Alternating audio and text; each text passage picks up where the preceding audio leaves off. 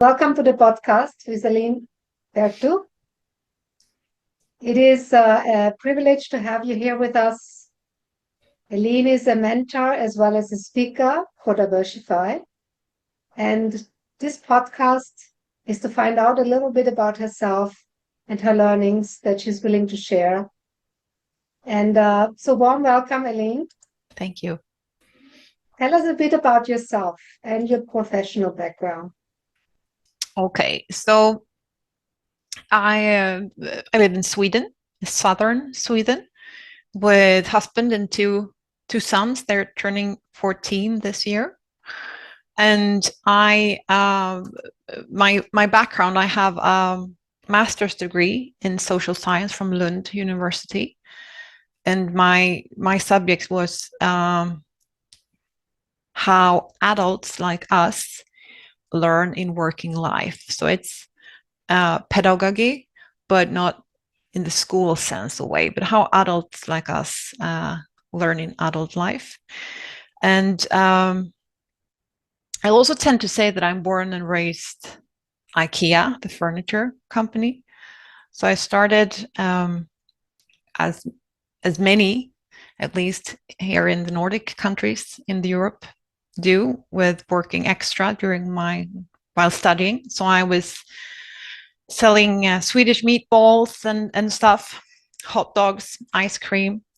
And eventually they were looking for trainees within change management here in one of the offices. So that's how I entered IKEA.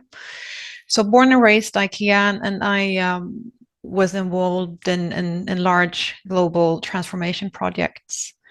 So I've been to, I wasn't working that much in Europe, actually, in Asia and in North America and a bit in Europe. So it was, it could be, this is history now, but it could be the order system, maybe should be updated. So me and my team were responsible not for the IT part, because that was IT, but for the people, the workers, the managers, so that they knew what are we going from to, how should we work, how should I lead. So that was my time during IKEA, in short, 9 years. And then I'm running my own business since 2017, working with transformations and leadership. And so that's my professional background. And so in this role that you're having now, you're working with what kind of level you're working with, and how do you help them? Long story short, I work with management teams, you could say. So I keep close to management teams here in my market, and try to understand what they're up to, try to understand pretty much where they're going to, because it's funny, because it's true that I always enter the scene too late, you could say. I enter the scene when leaders and managers realize that people are not happy about a certain thing, about a certain change. So my challenge work-wise is then to keep close to companies in order to understand, in order for me to help them proactively to plan the change. We're traditionally, leaders are quite good in planning change system-wise, maybe in terms of what are we going to do. That there they could have a project working with the what, but then they forget the people and the how, and maybe they release the IT system or the new working method, and then they have forgot that in order to reap the benefit of the change we're doing, we need to have the personnel, the managers with us. Yes. So I work closely with leadership teams, and try to support them in thinking ahead, you could say. So it could be large companies, But the last couple of years, I actually worked with smaller companies because that's a total personal reflection, Sylvia. Because I think it's more fun. Because it's a bit. My perception is it could be a bit faster than global companies where dotted lines to all different countries. But that's totally personal reflection I've made. Yeah, there's a saying that I've heard. It's harder to change a big tank in an ocean to turn more Yes. slowly than if you have a small boat, right? Yeah, it is. And that's It especially is. if it's change leadership or a change management. That's a very good analogy Yeah. Yeah. because if you have a large organization, it's just going to take more time. Yeah, it will. And I have brilliant colleagues that are brilliant in doing that in large tanks. I have just realized, talking about, knowing yourself and leading yourself, that's not that's not where I excel on the big tank. Yeah. True story. Right. Yeah. So, in terms of your success in your career, what are Mm-hmm. the things that you feel would be interesting or important for people to know? What is it that you would tell people in terms of their career success from your own learnings? How could they I achieve would, more? yeah, I would say that quite a few years, but looking back, I should say that the things that have made the biggest impact in my career is that I have seen an opportunity when it presented itself and I took it. and building on that, I an obstacle of some sort, I have seen it as an opportunity in a way.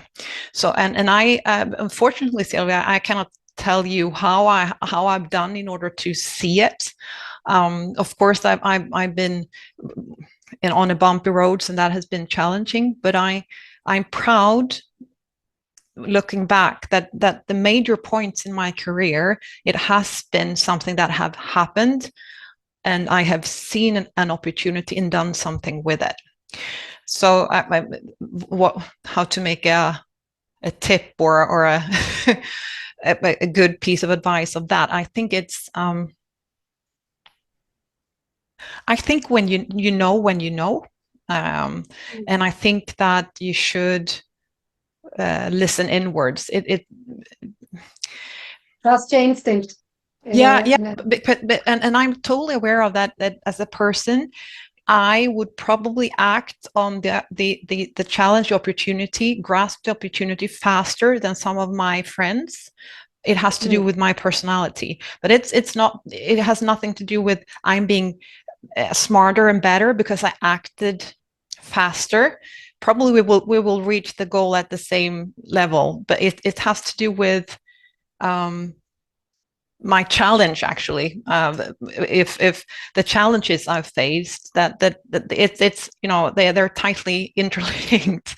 That I see opportunities, I grasp them fast, has to do with, as a person, my challenge is that I need a lot of challenges in order to not be stressed and anxious. Does that make sense? I get So stressed. that was actually my next question anyway. So in terms of your challenges that you Yes, faced, so yes, you're saying your challenges that you need to be challenged in order not to be stressed. Is that yes, correct? yes. Ah, that's So interesting. and that is something I when I work with leaders, that I tend to take myself as an example to help them to think about themselves, because I hear that quite a lot, that will you never get stressed, because people and colleagues see that I have a lot to do, like this, taking this, I think it's fun, I would like to do it on top of everything I do. But then I tend to say that, well, everyone gets stressed, get anxious, but of different reasons. So I get stressed if I wake up a Sunday morning and do not have anything to do, something that I can finish, some boxes I can tick, I get stressed. Yeah. That's interesting. Yeah, yeah, it's true, and I Yeah. think as a leader, it's really important to know that for yourself, but also for your Yes. coworkers. because I get stressed. I feel down when I feel that I cannot accomplish things, and that is my challenge. I mean, all the managers have had during the years, they think I'm brilliant, and they think I'm easy to lead because I motivate and engage myself. So during the last couple of years, then before I started my own business, I had to tell my managers that's exactly what I need you to support me with, Right. to be careful about my boxes, because the challenge is that if you were my manager and will tell me to do something, I will do it, and I will do it greatly, very, very good. But was it the best thing to do right now, or should you have told me that calm down, calm down, or do something else? So it's what I would like to point out, that probably people wouldn't say that, well, that's not a problem, Elin, that's not a challenge, it's just good. Well, it is not really good for me as a person, because I need to be aware of it. So yes, we need to take care of ourselves. We need to take care yes, of our own inner status. yes, And we need to, and that is actually something I feel in terms of leadership.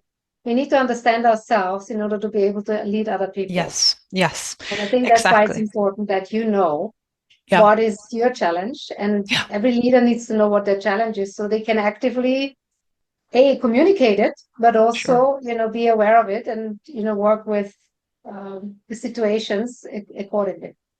Because, and you're so right, because I, as a manager, having my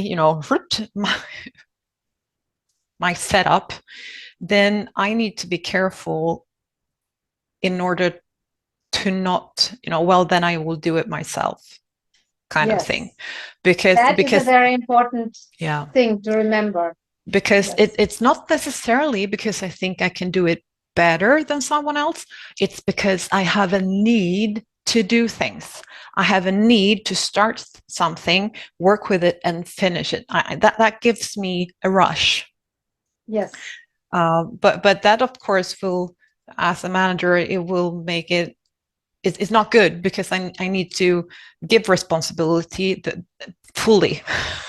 I yes. mean, There's a potential micromanaging. There's a potential not giving people a chance to execute yeah, to when they develop. need I mean, to and develop. Correct. yeah, my challenge is that I'm really driven, that I really do things, accomplish things. But it's a flip side, right, of the medal.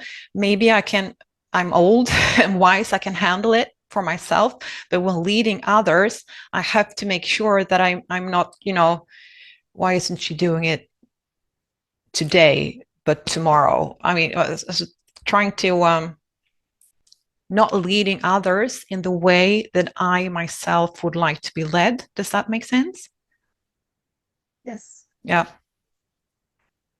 So it requires a deeper understanding of oneself, to understand what your own challenges are, and then understand also that other people have other challenges, Yes. and that your way is not necessarily the only way. Exactly. Exactly. Great.